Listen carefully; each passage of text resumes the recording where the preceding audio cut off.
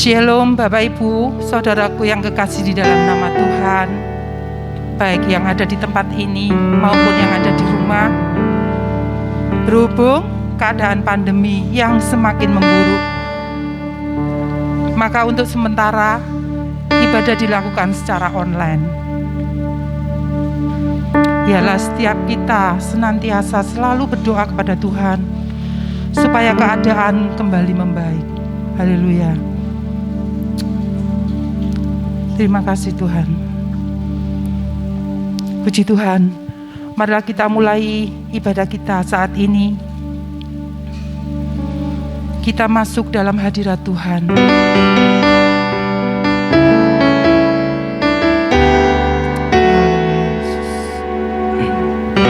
Saat ini kami mempersembahkan korban syukur kami kepadamu. Dan kami akan menyerukan nama-Mu ya Tuhan. Haleluya Yesus. Saat ku masuk ke hadirat-Mu,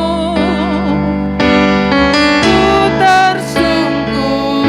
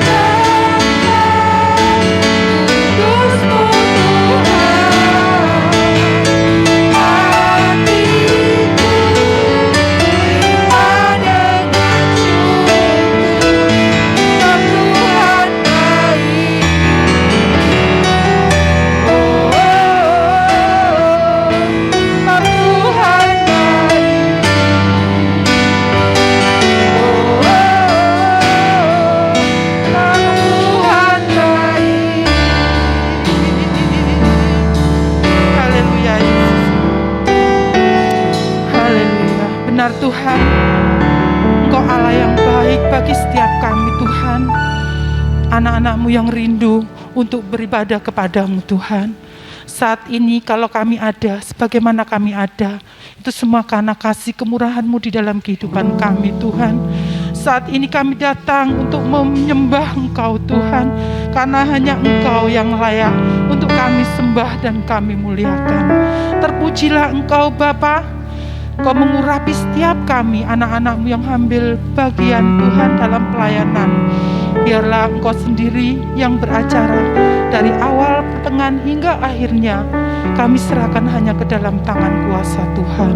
Di dalam nama Tuhan Yesus Kristus, Juru Selamat kami yang hidup. Haleluya. Amin. Haleluya. Puji Tuhan. Saudaraku yang kekasih di dalam nama Tuhan, kalau kita melihat keadaan saat ini ya, kita bisa menjadi khawatir ya. Tapi biarlah kita tetap belajar untuk tidak memandang masalah kita, tetapi biarlah Tuhan yang selalu kita pandang, karena Tuhanlah yang selalu memberi kemenangan pada setiap kita. Puji Tuhan, dan kita pasti akan menjadi pemenang, bahkan lebih daripada pemenang. Puji Tuhan, saatnya kita akan persiapkan hati kita untuk menerima firman Tuhan. Kembali kita angkat satu pujian. Tuhan telah membuktikan cintanya kepada setiap kita. Bahkan Dia telah rela mati bagi kita untuk menebus dosa-dosa kita. Haleluya. Kau telah buktikan cintamu padaku. Kau telah buktikan cintamu padaku. Kau membayarku dengan hidupmu. Bersyukur amin. Yang ada padaku semuanya milikmu. Ku persembahkan seluruh hidup.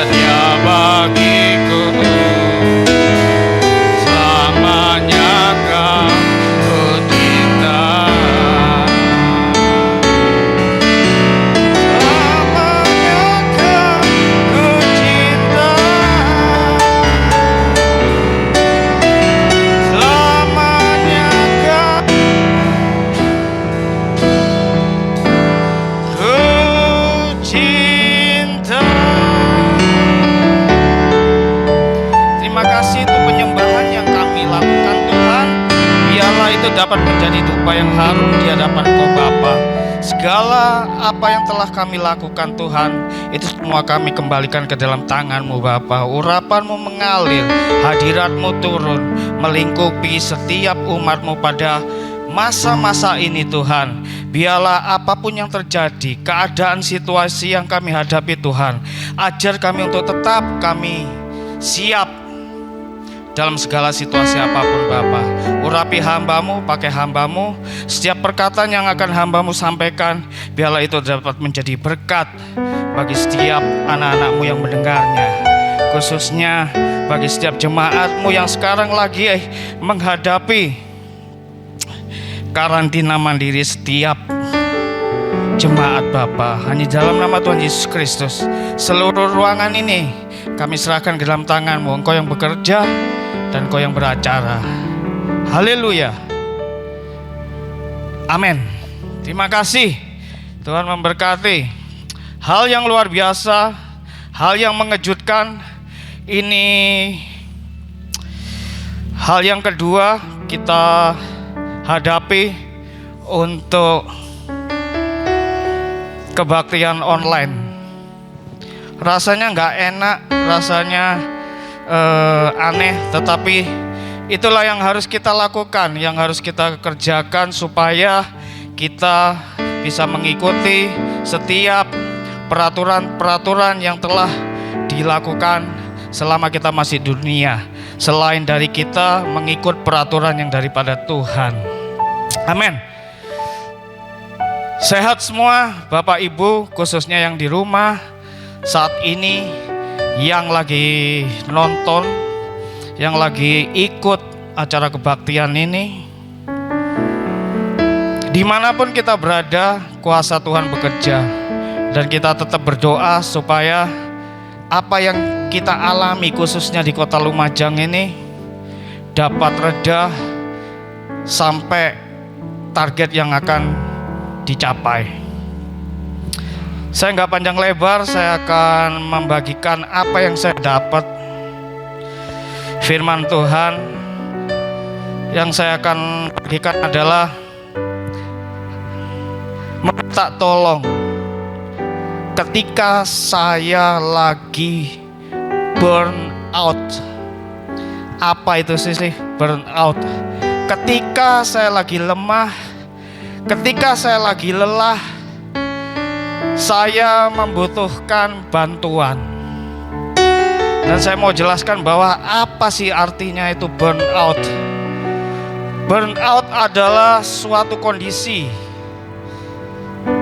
di dalam tubuh kita yang sudah merasa capek, merasa kelelahan, baik secara fisik maupun emosional. Dan yang paling sangat berat lagi adalah mental kita. Ketika kita mengalami kelelahan, emosi tinggi, fisik kita diganggu, mental kita diganggu, maka kita akan merasakan kelelahan di dalam tubuh kita. Bukan hanya di dalam tubuh jasmani saja, tetapi kerohanian kita. Dan sekarang ini kita menghadapi yang kedua, lockdown yang kedua, untuk kembali seperti yang awal. Dan ini akan mengakibatkan dampak yang negatif bagi kehidupan kita, khususnya yang sekarang harus beribadah lagi di rumah, mengurangi kegiatan. Sebab yang akan diterima adalah apa? Stres. Dan stres ini nanti akan menjadi berkepanjangan.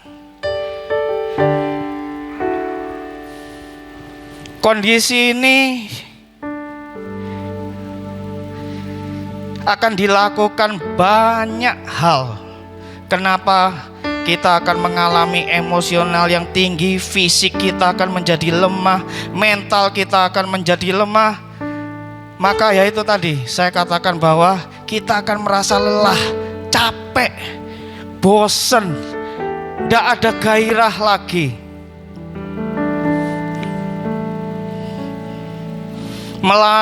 mengalami apa lagi? Stagnasi, kemacetan, kemunduran, gak ada gairah.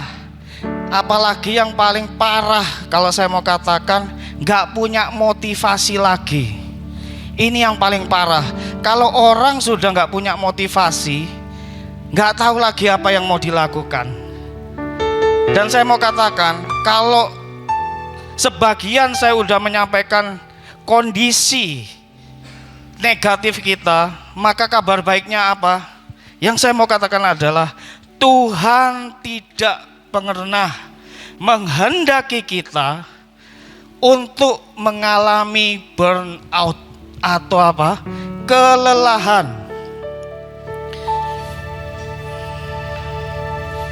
Kenapa? Karena saya mau katakan burnout ini adalah musuh terbesar dari kehidupan kita. Khususnya apa? Pertumbuhan kerohanian kita. Saya akan menjabarkan ini.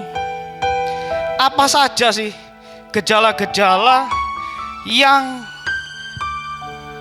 bisa sampai terjadinya burnout, sampai kelelahan. Kita sama-sama membuka Alkitab kita di 1 Raja-Raja 19 ayat 1 sampai 4.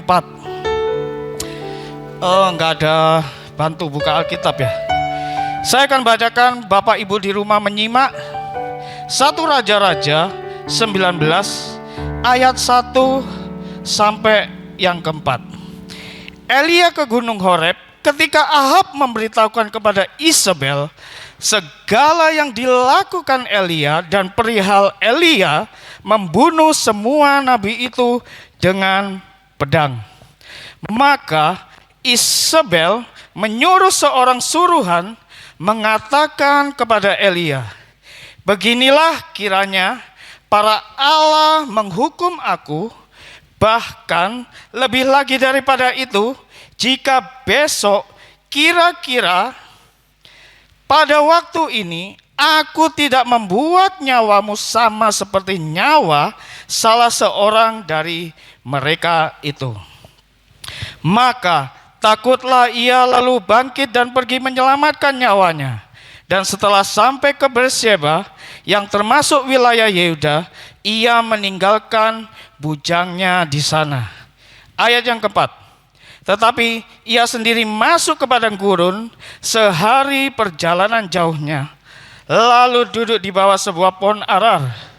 Kemudian ia ingin mati, katanya, cukuplah itu sekarang ya Tuhan, ambillah nyawaku, sebab aku ini tidak lebih baik daripada nenek moyangku. Saya mau mengatakan sebelum menceritakan tentang 1 Raja-Raja 19 ayat 1 sampai 4, kalau kita baca tentang Elia di ayat yang ke-18, itu Elia berhadapan dengan para nabi-nabi Baal. Ya.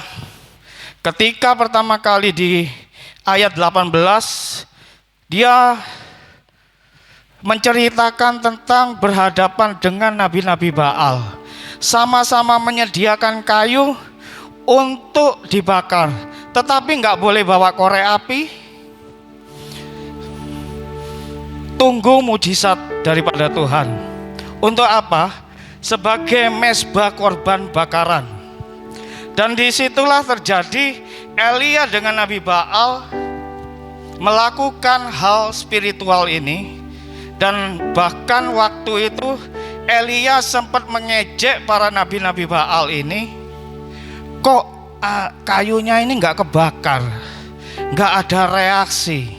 Sampai apa? Wah, Tuhanmu lagi tidur kali ya. Kalau pada waktu itu nggak mandi mantramu, nggak bekerja.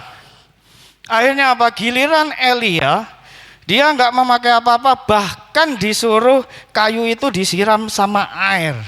Lah, ceritanya kalau umpama kayu dibakar sama disiram sama air, habis itu dibakar, apakah itu bisa menyala? Nggak mungkin. Karena apa? Kayu itu udah basah. Tetapi apa? Elia menunjukkan kepada para nabi-nabi Baal bahwa Tuhan itu luar biasa. Tuhan punya kuasa. Sehingga terjadilah itu kayu itu dibakar, dan para nabi-nabi Baal ini singkat ceritanya lari. Ya. Lah, untuk di kejadian 1 Raja-Raja 19 ayat 1 ini, di ayat 1 mengatakan, ketika Ahab memberitahukan kepada Isabel segala yang dilakukan Elia dan perihal Elia membunuh semua nabi itu dengan pedang. Lah, Kejadian ayat 18 sama 19, di ayat 19 ini Elia sudah merasa kelelahan. Enggak seperti cinta mula-mulanya yang waktu menghadapi para nabi-nabi Baal. Dan yang rasa dialami oleh Elia pada saat itu, saat ini, yang dihadapi itu adalah Ratu Isabel, istri Raja Ahab, mengancam Elia hingga sampai ketakutan. Jadi saya mau katakan, Elia udah dikuasai oleh rasa ketakutan. Yang dulunya dia mempunyai keyakinan yang luar biasa, tetapi ketika menghadapi hal yang terjadi, seorang perempuan ya, istri daripada Ahab, dia udah merasa ketakutan. Kalau kita udah dikuasai oleh ketakutan, segala sesuatu itu akan menjadi stuck, nggak bisa bergerak. Apalagi seperti sekarang ini, kita udah mendapat kabar kalau udah Indonesia udah terancam, ya, khususnya yang Lumajang katanya udah mulai bagus, dan sekarang timbul lagi zona merah. Dan ini, ya itu tadi saya mau katakan, kalau kita udah dilingkupi dengan rasa ketakutan, maka kita tidak akan bisa fokus. Gak akan fokus, gak akan bisa berdiri dengan tenang untuk menghadapi segala situasi. Dan terkadang kalau kita udah mengalami stagnasi, kita mengalami ketakutan, yang dicari itu bukan Tuhan.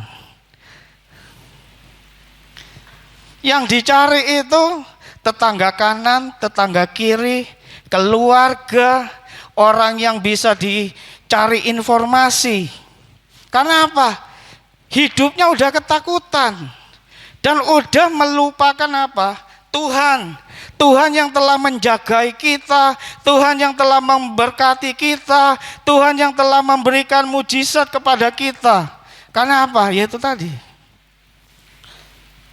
hidup udah merasa nyaman, hidup sudah merasa enak. Ketika kenyamanan itu udah melekat dalam kehidupan kita dan ada sesuatu terjadi, ketakutan itu mulai menghantui kehidupan kita, sehingga kita tidak bisa lagi fokus kepada Tuhan. Yang kedua, maka Isabel menyuruh seorang suruhan mengatakan kepada Elia, beginilah, kiranya para Allah menghukum aku, bahkan lebih lagi daripada itu, jika besok kira-kira pada waktu ini aku tidak membuat nyawamu sama seperti nyawa salah seorang dari mereka itu. Ketika Elia oleh Isabel, dia merasa ketakutan. Rasa ketakutan itu udah ada di dalam kehidupannya. Akhirnya apa? Mulai mengasingkan diri, melarikan diri, bersembunyi, cari ketenangan, jauh dari keramaian. Supaya apa? Kenapa orang-orang semacam ini ketika mengalami ketakutan akhirnya apa? Mencari aman, mengasingkan diri, menjauhkan diri untuk bisa mengasihani diri sendiri. Dengan apa? Dengan cara menjauhkan kehidupannya dari pergaulan. Karena apa? Hidupnya sudah terancam. Beda dengan Elia yang waktu sebelumnya. Dia menghadapi beratus-ratus para nabi Baal karena dia tahu Tuhan ada di pihaknya. Dia melakukan hal mujizat yang luar biasa. Tetapi ketika udah merasa nyaman dan ada sentuhan, ancaman dari Isabel, dia udah merasa takut. Walaupun kita menghadapi saat ini, kita harus lockdown. Yang terutama apa? Fokuskan kehidupan kita kepada Tuhan. Supaya kita dapat mengambil langkah dan Tuhan bekerja mendampingi kehidupan kita. Yang ketiga, maka takutlah ia lalu bangkit dan pergi menyelamatkan nyawanya. Dan setelah ia sampai ke Berseba yang termasuk wilayah Yehuda, ia meninggalkan bujangnya di sana.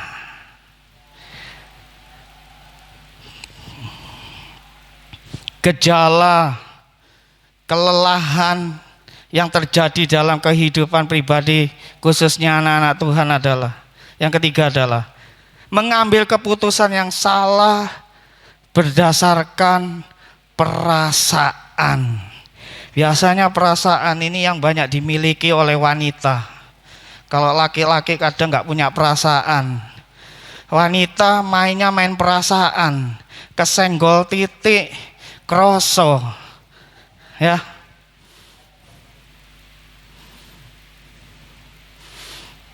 Apalagi di dalam dunia kerja, di dalam dunia pelayanan, khususnya di dalam keluarga, kesenggol titik, ya, beda pendapat, beda prinsip.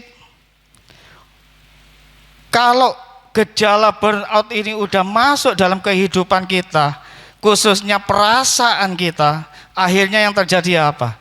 Kemogokan, ya, mogok kerja, mogok komunikasi, mogok ngomong, mogok pelayanan. Yang keempat, 1 Raja-Raja 19 ayat keempat, tetapi ia sendiri masuk ke padang gurun sehari perjalanan jauhnya, lalu duduk di bawah sebuah pohon arar, kemudian ia ingin mati, katanya, cukuplah itu sekarang ya Tuhan, ambillah nyawaku, sebab aku ini tidak lebih baik daripada nenek moyangku. Lah, tetapi ia sendiri masuk ke padang gurun sehari perjalanan jauhnya, lalu duduk di bawah sebuah pohon arar.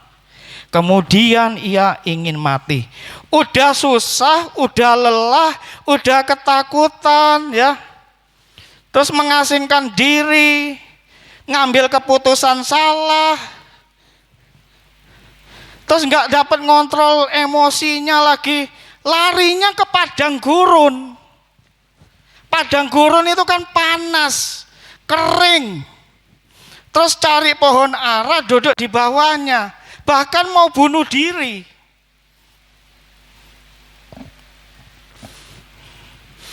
Kalau kondisi kehidupan perasaan kita itu udah menyerah, mendominasi kehidupan kita, yang timbul apa? Kemarahan,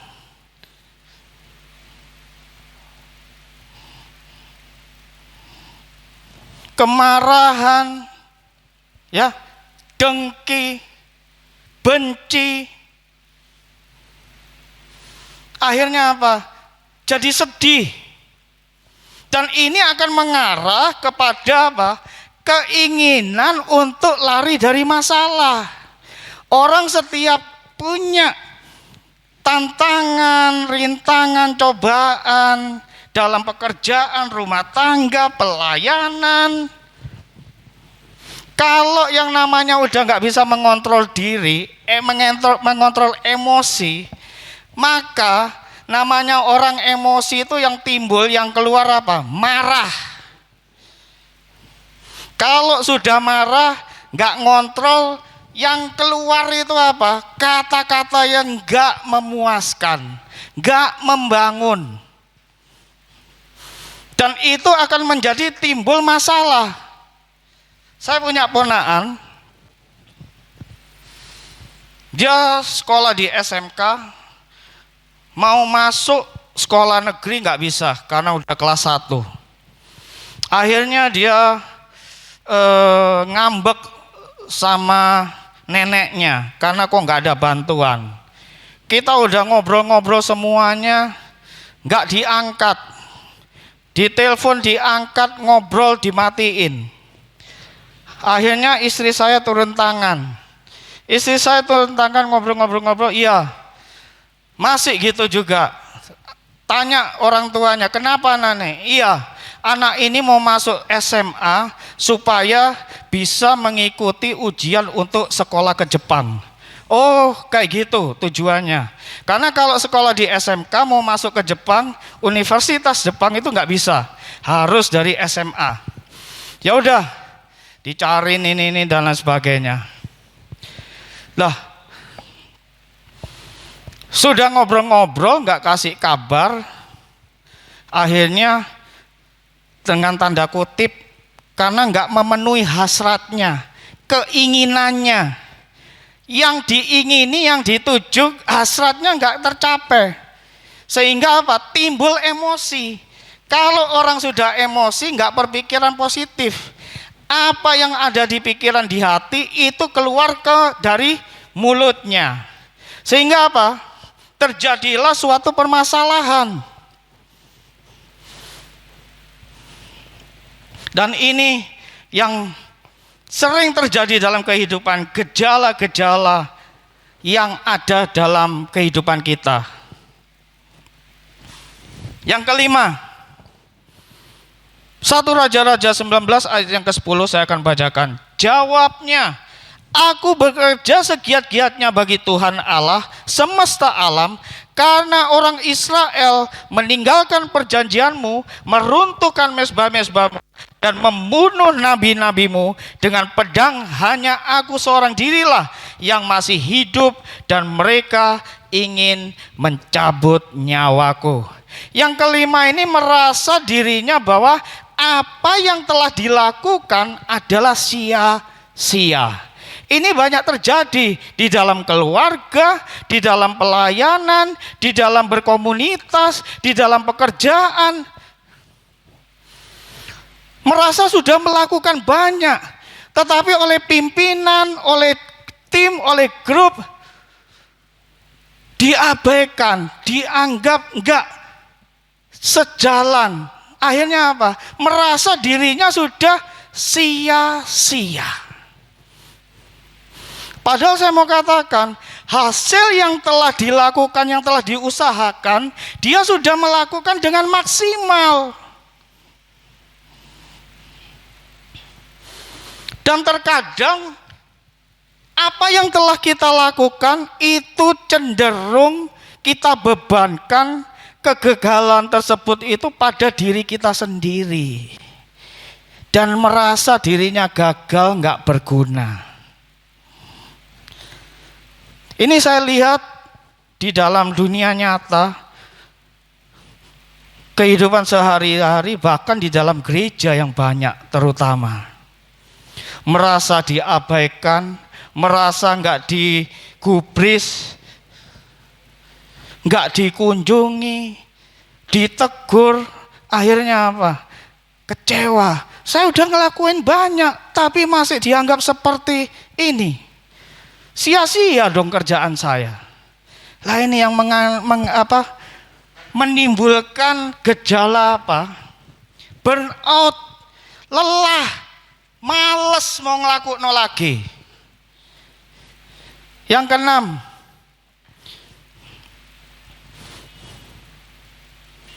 di ayat yang B dikatakan bahwa hanya aku seorang dirilah yang masih hidup dan mereka ingin mencabut nyawaku. Tetapi di ayat yang ke-18 berkata demikian, tetapi aku akan meninggalkan 7.000 orang di Israel, yakni semua orang yang tidak sujud menyembah Baal dan yang mulutnya tidak mencium dia.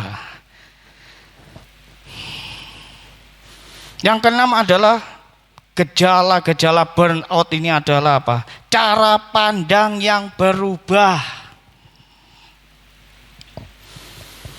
Cara pandang yang berubah. Cara pandang yang berubah itu dilihat dari apa? Seringkali kita mengambil kesimpulan yang berasal dari asumsi pribadi. Kalau udah berasumsi, ini yang bikin orang jadi salah tingkah, salah kaprah. Sehingga apa? Terjadilah kontra.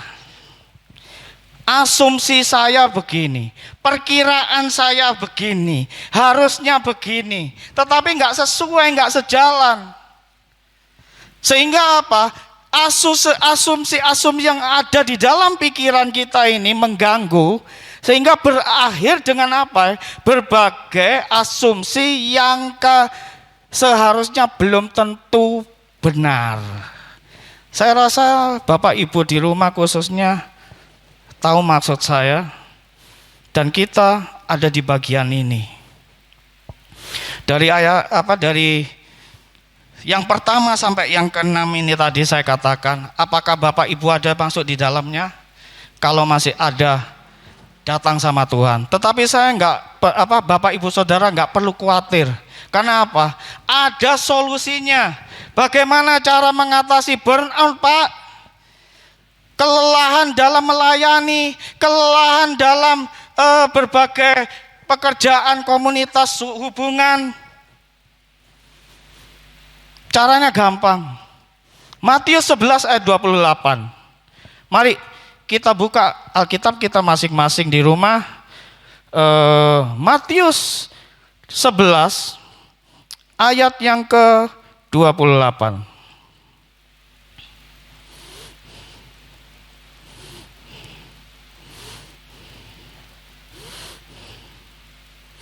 Matius 11 ayat yang ke-28. Bapak Ibu menyimak, saya akan membaca.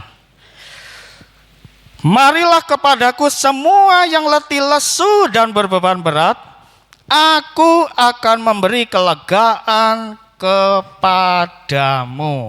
Lah, ketika kita mengalami burnout, kita diminta apa? Di ayat 28 mengatakan, marilah kepadaku, yaitu kepada siapa? Kepada Tuhan. Semua yang letih, lesu dan berbeban berat, aku akan memberikan kelegaan kepadamu.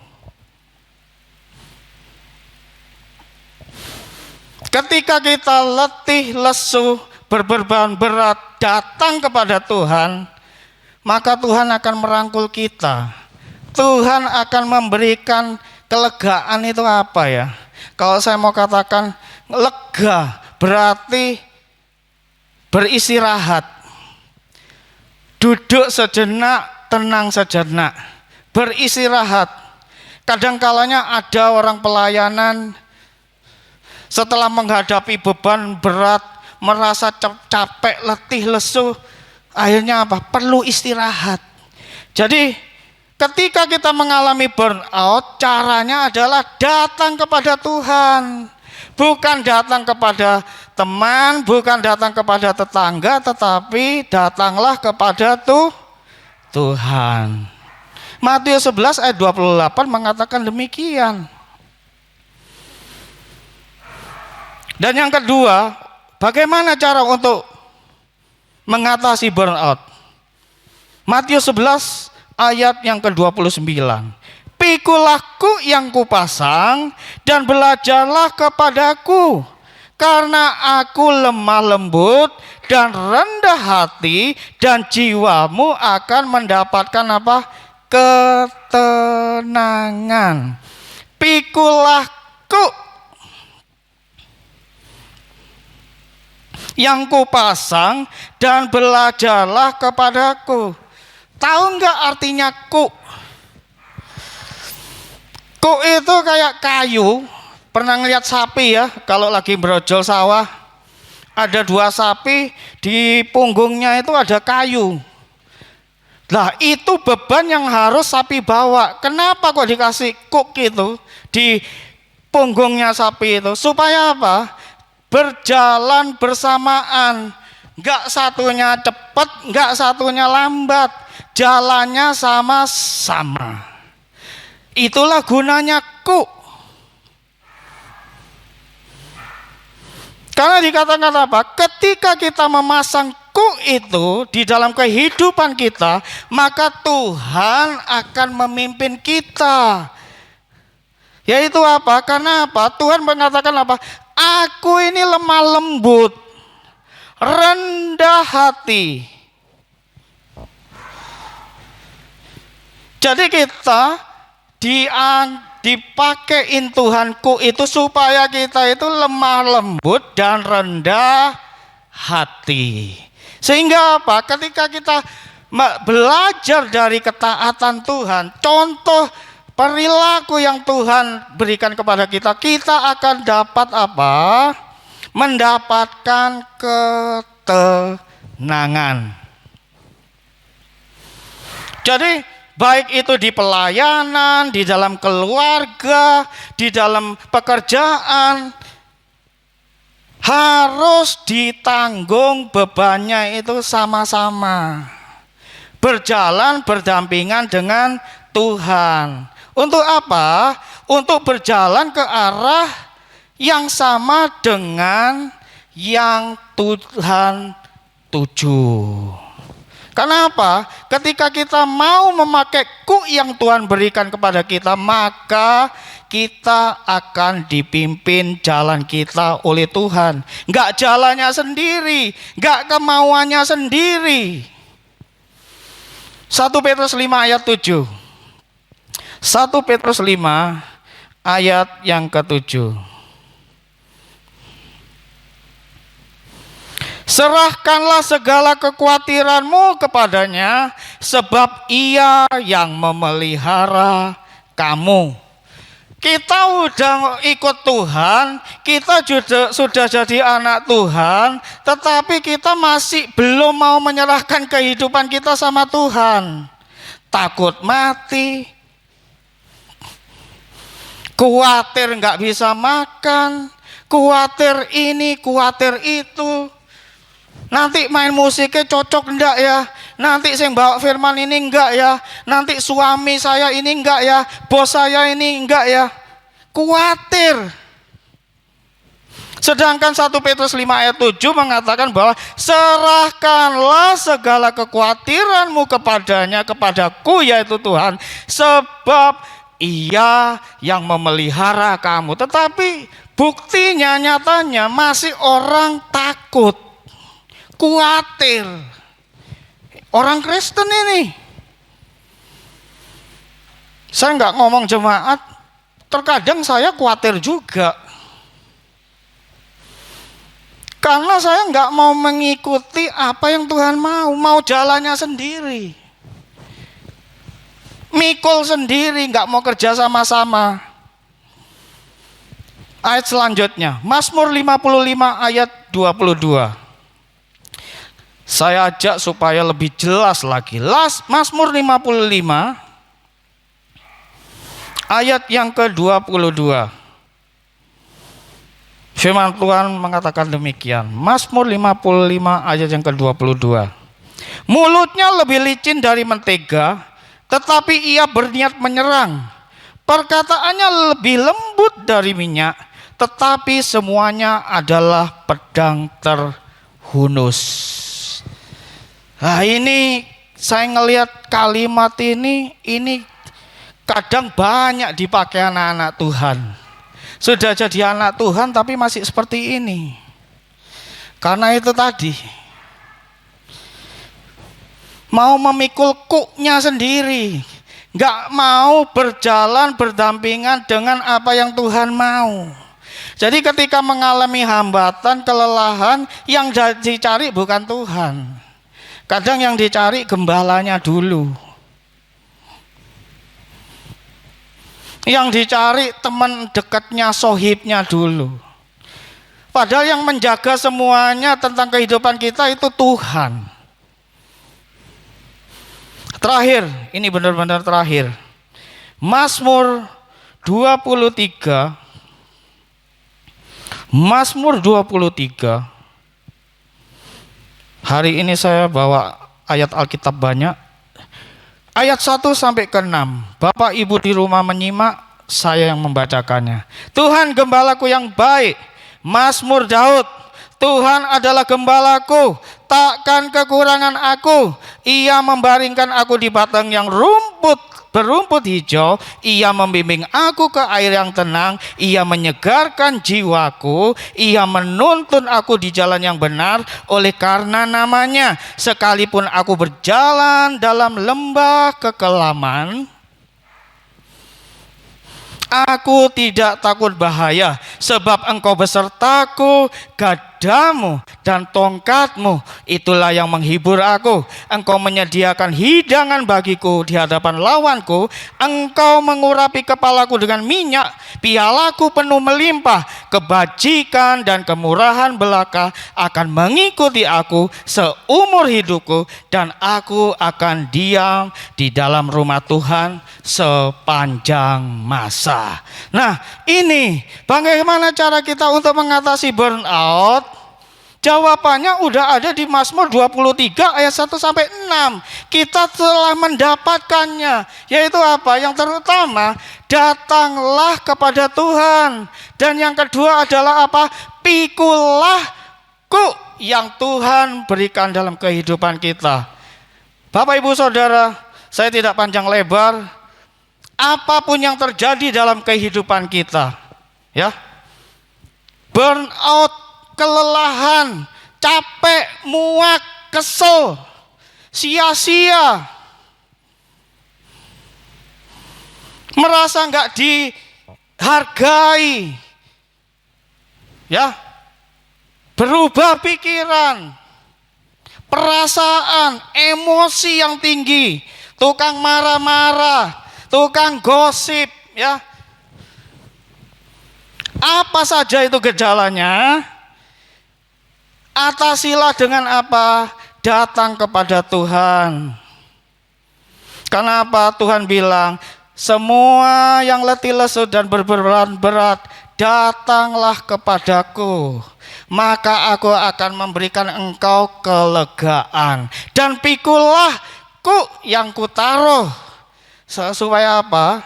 Kita mau melibatkan Tuhan, berjalan berdampingan dengan Tuhan.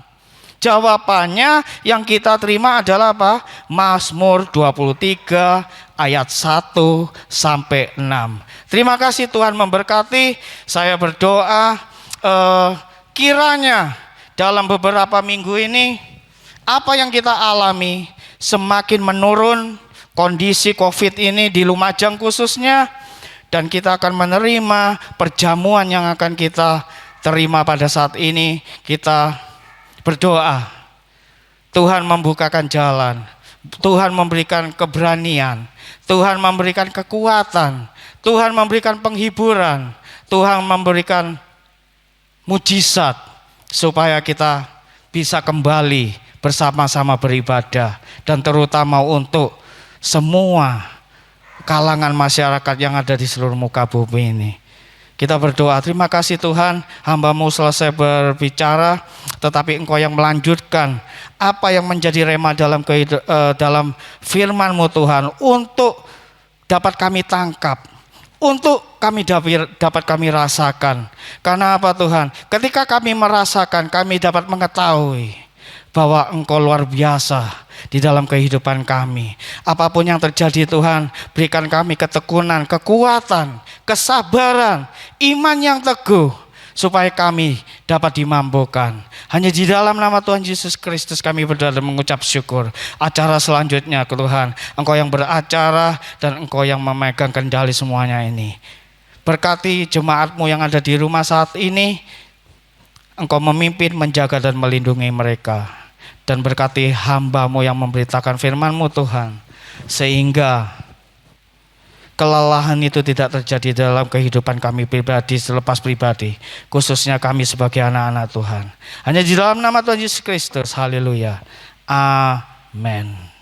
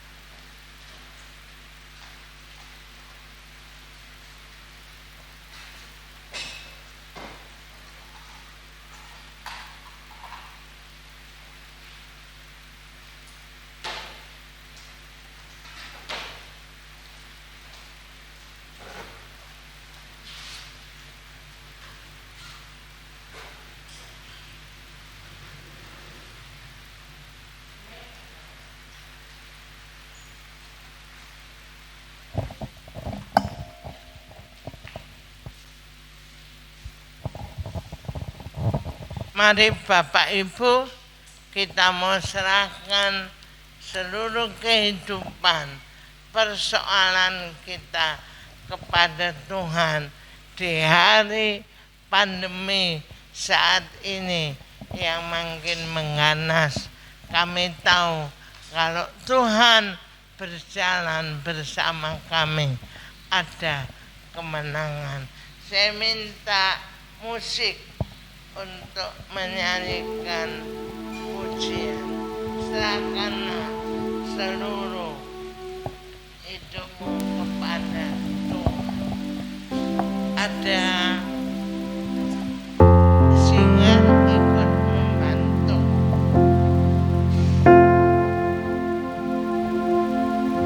Serahkanlah hidupmu padanya, serahkanlah seluruh persoalanmu. Tapi dalam namanya ada jaminan kekal di dalam segala perkara.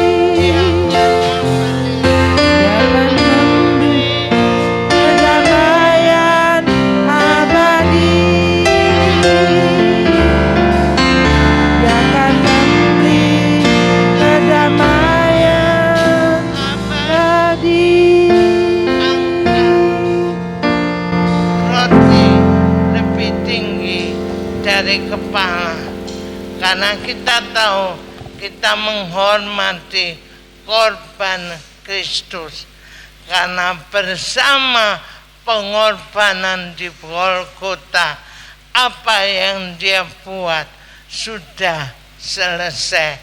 Jangan meragukan apa yang Tuhan perbuat dalam hidup kita.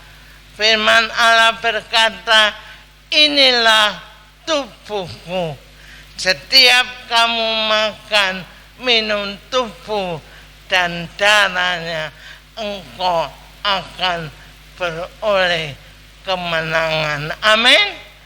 Bapak Ibu yakin dipersatukan dengan tubuh Kristus? Mari kita makan bersama.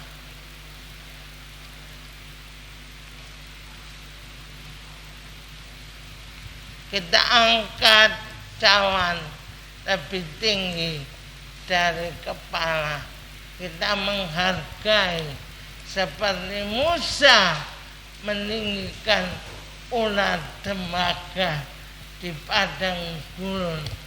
Kita juga mau meninggikan Yesus karena dialah segala-galanya.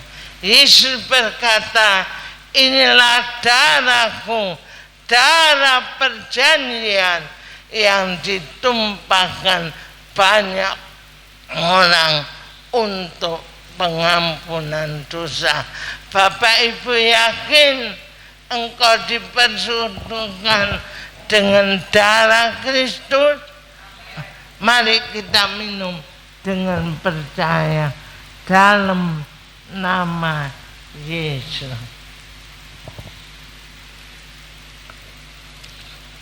Terima kasih Tuhan, persekutuan tubuh dan darah. Kami akan menang mengatasi hari-hari yang penuh keganasan ini.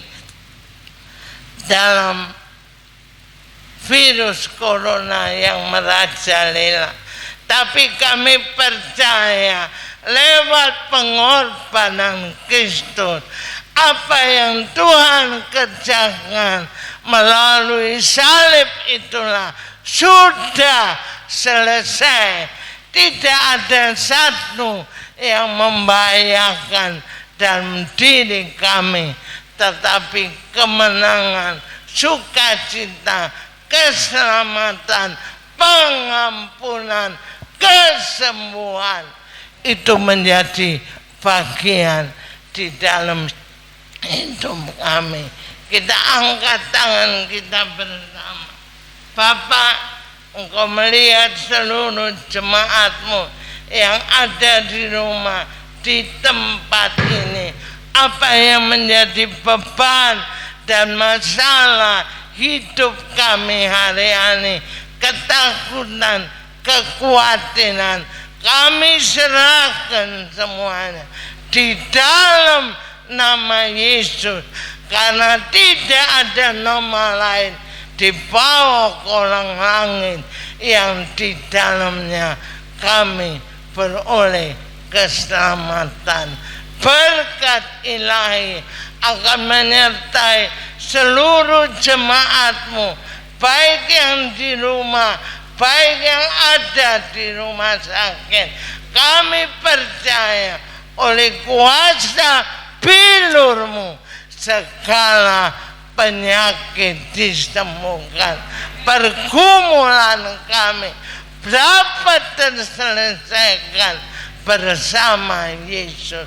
Berkat yang daripada Bapa, Putra, dan Roh Kudus akan menyertai kita sekalian mulai pagi hari ini sampai Maranatha Tuhan Yesus datang kembali.